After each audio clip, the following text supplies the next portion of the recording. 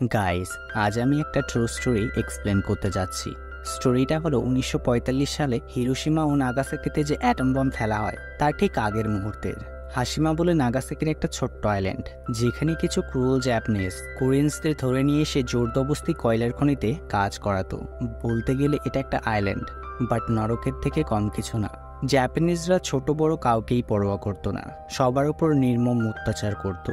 So atom bomb পড়ার আগে কোরিয়ানসরা কিভাবে সেই হেল থেকে এসকেপ করবে সে স্টোরি আমরা দেখব। চলুন তাহলে।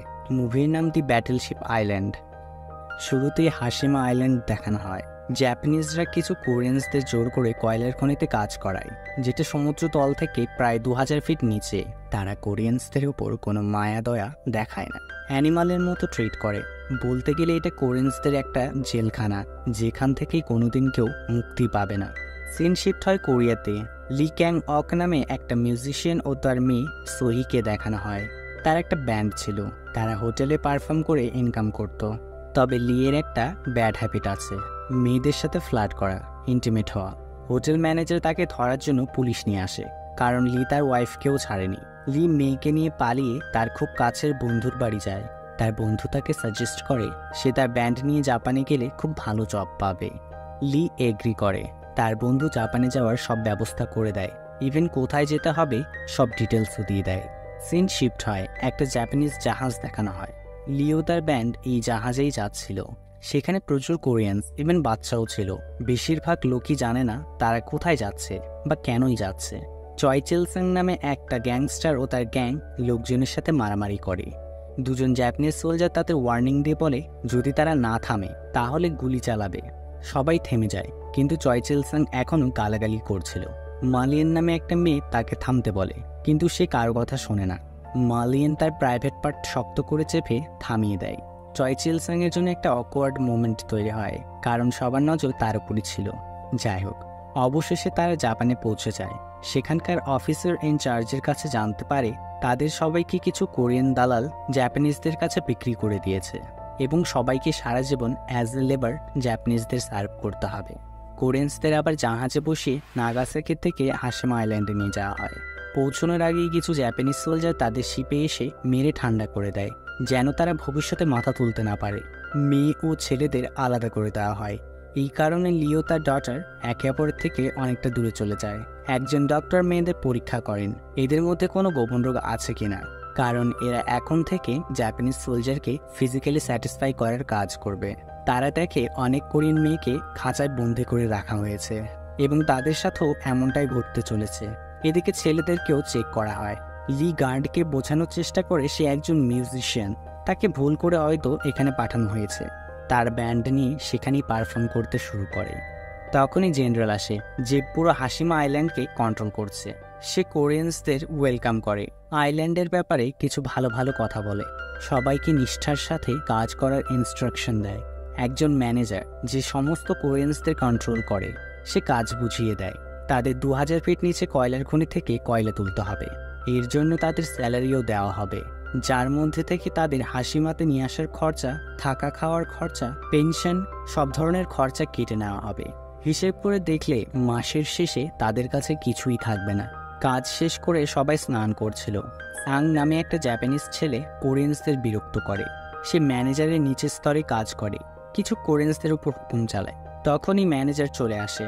চয় চেলসেন তার সামনে চ্যালেঞ্জ রাখে, যদি সে সাংকে হারিয়ে দেয় তাহলে এই কয়েকজন কোরিয়ানসদের নতুন বস হবে। ম্যানেজার তার কথায় এগ্রি করে। দুজনের মধ্যে প্রচণ্ড ফাইট হয়। অবশেষে চয় চেলসাং সেই জাপানিজ ছেলে সাংকে হারিয়ে দেয়। কিছু কোরিয়ানস তাকে নতুন বস হিসেবে মেনে নেয়।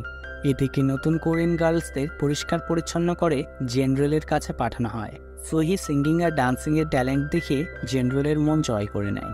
সিন শিফট হয় ওএসএস ক্যাম্প। আসলে এটা আমেরিকা, কোরিয়া আরও কিছু দেশ মিলে গঠিত সংস্থা। র্যাঙ্ক 1 সোলজার পার্ককে দেখানো হয়। কিছু হায়ার অফিসার তাকে অর্ডার দেয় ইয়ন হক চল নামে একজন কোরিয়ান ফ্রিডম ফাইটারকে রেস্কিউ করে আনতে হবে, যাকে 2 বছর আগে জাপানিজ সোলজার্সরা ধরে হাশিমা আইল্যান্ডে নিয়ে চলে গেছে। গাইস, তারা ইয়ন হক চলকে রেস্কিউ করতে বলে কারণ আমেরিকা অ্যাটম বম তৈরি করে ফেলেছে এবং সেটা জাপানে ফেলার প্ল্যানও করছে। তারা চায় না একজন মহান ফ্রিডম ফাইটার এমনিই মারা যায়, কোরিয়াতে তার প্রয়োজন। সিন শিফট হয় হাশিমা সিটি হলে। জেনারেল লিও তার ব্যান্ডকে অর্ডার দিয়েছে এখন থেকে তারা জাপানিজদেরকে এন্টারটেনমেন্ট করার কাজ করবে। সিন আবার শিফট হয় টানেলে। গ্যাস পাইপ লিক হওয়ার কারণে ব্লাস্ট হয়, কিছু কোরিয়ান লেবার মারা যায়। জেনারেল এই খবরটা পেয়ে প্রচণ্ড রেগে যায়। টানেল বিয়ের মুখ বন্ধ করে দেওয়ার অর্ডার দেয়, কারণ আগুন অন্য টানেলে ছড়িয়ে পড়তে পারে। যদিও কিছু কোরিয়ানস এখনও টানেলের মধ্যেই জীবিত ছিল, জেনারেলের কোনো ফরক পড়ে না, কারণ তারা কোরিয়ানসদের অ্যানিমাল ভাবে।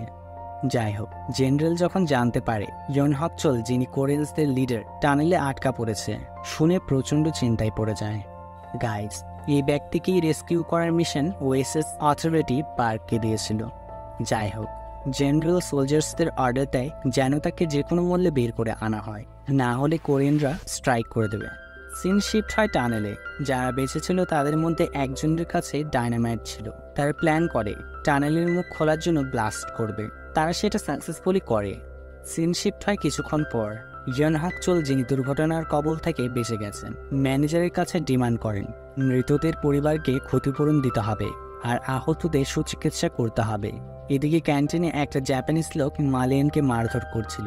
গাইস, এই মেয়েটা সেই যে প্রথমের দিকে চয় চিলসাং এর প্রাইভেট পার্ট চেপে ধরেছিল। চয় চিলসাং তাকে বাঁচায়, ঘরের ভেতর নিয়ে যায়, বলে আমরা 2 মিনিট কি কথা বলতে পারি? এখানে সবাই পর, কথা বলার জন্য তোমার কোনো আপন লোক লাগবে না। মালিয়ান নিজের জীবনের দুঃখের কাহিনী বলে, কিভাবে কয়েক বছর আগে কিছু খারাপ জাপানিজদের কবলে পড়েছিল, তাকে সবাই কিভাবে নির্যাতন করেছে। যদিও কয়েক মাস আগে তাদের কাছ থেকে পালিয়ে কোরিয়াতে ফিরে আসে, কিন্তু আবার একটা কোরিয়ান দালাল তাকে জাপানিজদের কাছেই বিক্রি করে দেয়। চয় চিলসাং তার কাহিনী শুনে স্যাড ফিল করে, ভাগ্যের উপর ভরসা রাখতে বলে, তারা একদিন নিশ্চয়ই ফ্রি হবে। সিন শিফট হয় ইয়ন হক চোল ও তার কিছু লোকের উপর। সেখানে ওএসএস এজেন্ট পার্কও ছিল। সে মিস্টার ইয়ন হক চোলকে ওএসএস সংস্থার ইনস্ট্রাকশন জানায়, তাকে সেফলি কোরিয়াতে ফিরিয়ে নিয়ে যেতে হবে, কোরিয়াতে তার খুব প্রয়োজন।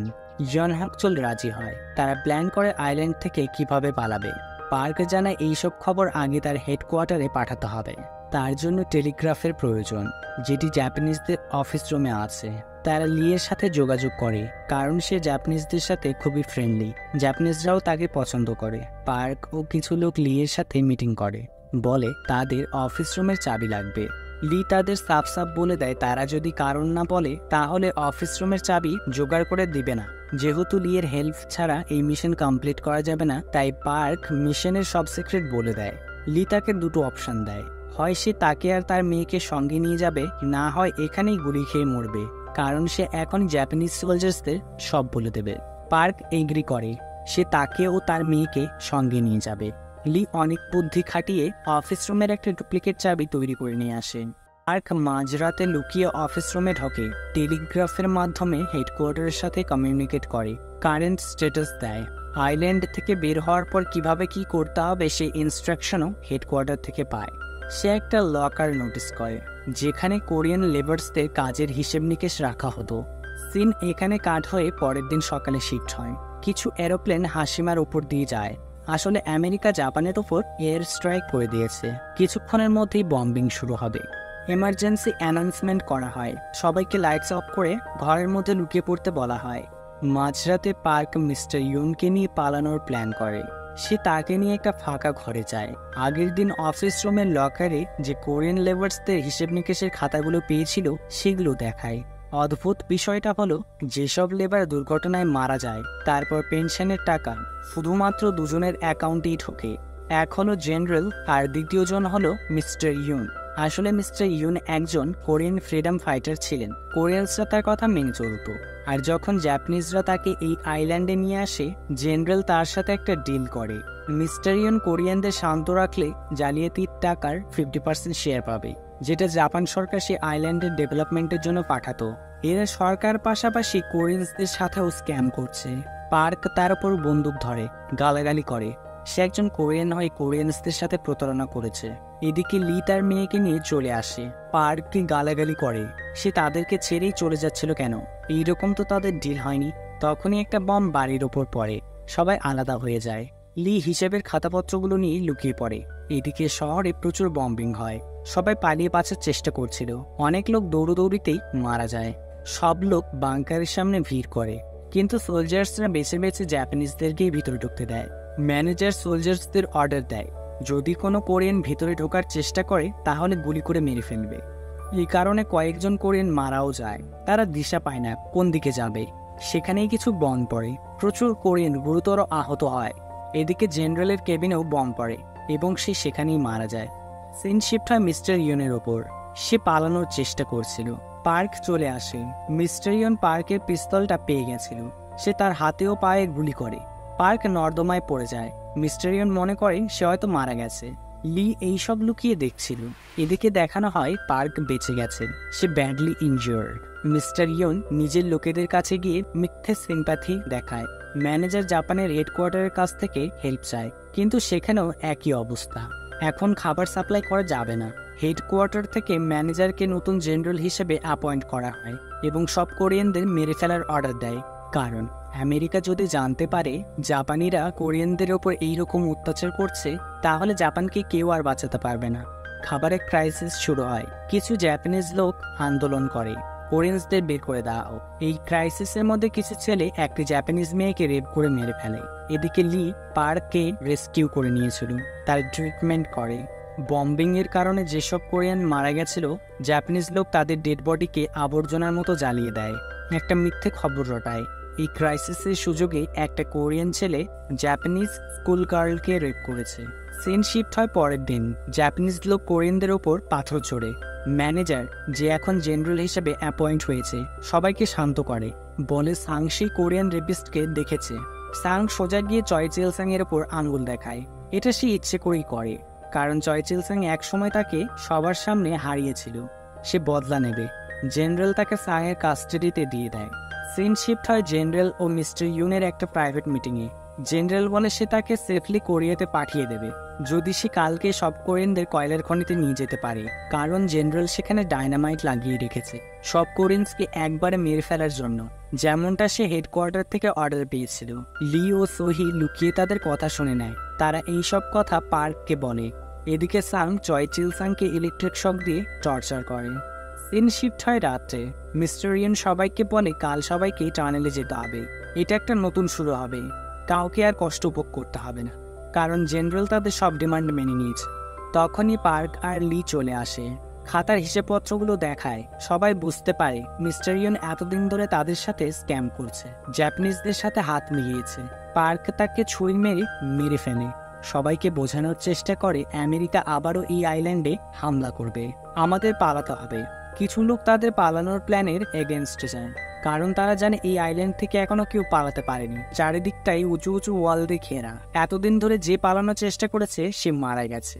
আসলে তারা বুঝতেই পারছে না জাপানিজরা কালকে তাদের মেরেই ফেলবে।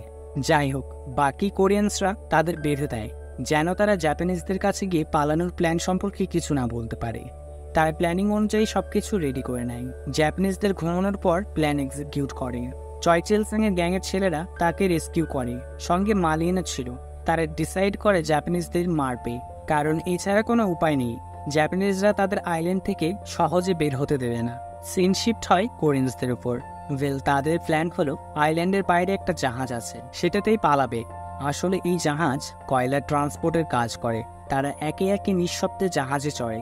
দুজন জাপানিজ সোলজার রাউন্ড দেওয়ার সময় তাদের দেখে নেয়। বাধ্য হয়ে পার্ক তাদের গুলি করে মেরে ফেলে। এদিকে গুলির শব্দে জেনারেল ও বাকি সোলজার অ্যালার্ট হয়ে যায়। দেখে কোরিয়ানসরা পালাচ্ছে, সাইরেন বাজিয়ে দেয়। সমস্ত সোলজার্সরা তাদের উপর ফায়ার করে, অনেক লোককে মেরেও ফেলে। তখনই চয় চিলসাং ও তার গ্যাং ও মালিয়েন চড়ে আসে, জাপানিজদের উপর হামলা করে।